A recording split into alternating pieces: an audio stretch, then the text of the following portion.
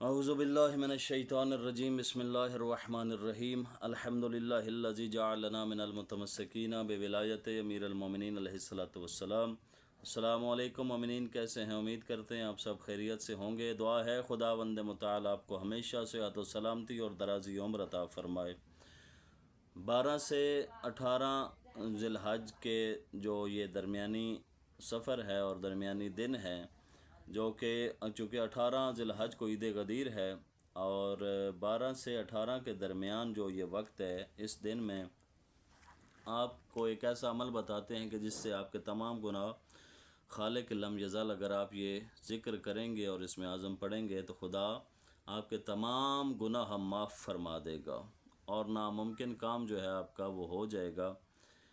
اور عید غدیر جو ہے یہ عید اکبر ہے، اور جس دن اللہ کے رسول نے فرمایا کہ اگر انسان لوگوں کو کھانا کھلاتا ہے تو ایسے سمجھے کہ تمام انبیاء کو اس نے کھانا کھلایا ہے۔ سبحان اللہ، یہ اتنی عظمت اور عزت والا دن ہے، ایسی عظمتوں والی عید ہے۔ اگر انسان کثرت کے ساتھ، جو اس میں اعظم ہے وہ آپ کو بتا رہے ہیں کہ اگر اس دن انسان کثرت کے ساتھ درود پاک کی تلاوت کرتا ہے اور اہل بیت کے دشمنوں پہ لعنت کرتا ہے تو یہ ایک ایسا عمل ہے کہ جس سے محمد و اہل بیت محمد بھی راضی ہوتے ہیں اور خالق لم یزل آپ کے تمام گناہ معاف فرما دیتا ہے۔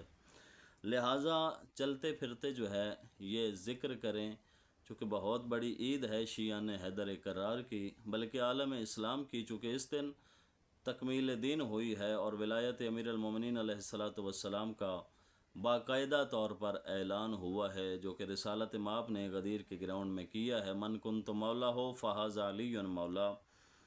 تو یہ اہل بیت کے دشمنوں پہ لعنت کریں اور بہت زیادہ کثرت سے درود پڑھیں، تو اس سے اور کوئی بڑا عمل نہیں ہے۔ لہٰذا چلتے پھرتے یہ ذکر کریں۔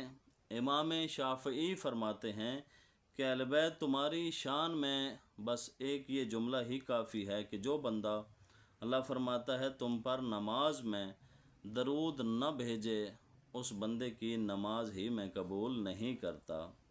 ایک وہ ہیں معزز مومنین اور سامعین کہ جن پر درود پڑھا جاتا ہے، اور ایک وہ ہیں کہ جو درود پڑھتے ہیں۔ تو جن پر درود پڑھا جائے اور جو درود پڑھتے ہیں وہ آپس میں ایک جیسے نہیں ہو سکتے۔ جن پر درود پڑھا جاتا ہے وہ اہل بیت ہیں، اور جو درود پڑھتے ہیں وہ ہمارے جیسے خاکی انسان ہیں، کیونکہ غدیر والے دن مولا علی علیہ السلام کی ولایت کا اعلان ہوا اور غدیر پر اللہ کے رسول نے اللہ کے حکم پر دین کو کامل کیا۔ لہٰذا جس دن یہ اعلان ولایت ہوا ہے اس دن کو عید سعید غدیر کہتے ہیں، اور اس دن عید منائیں، نیا لباس پہنیں، خوشبو لگائیں، اور جو نیک اعمال آپ کر سکتے ہیں، روزہ رکھیں۔ اور اس کا جو مستحبی روزہ ہے وہ یہ ہے کہ آپ کو اگر مومنین دعوت دیں تو آپ اس وقت افطار کر سکتے ہیں۔ دعا ہے خلاق عالم اسے عید غدیر سعید کے صدقے میں آپ کی اور ہماری تمام کی دینی اور دنیاوی خوشیاں نصیب فرمائے اور ہماری مشکلات کو آسان فرمائے۔ والسلام، اللہم صلی علی محمد و آل محمد وعجل فرجہ محمد۔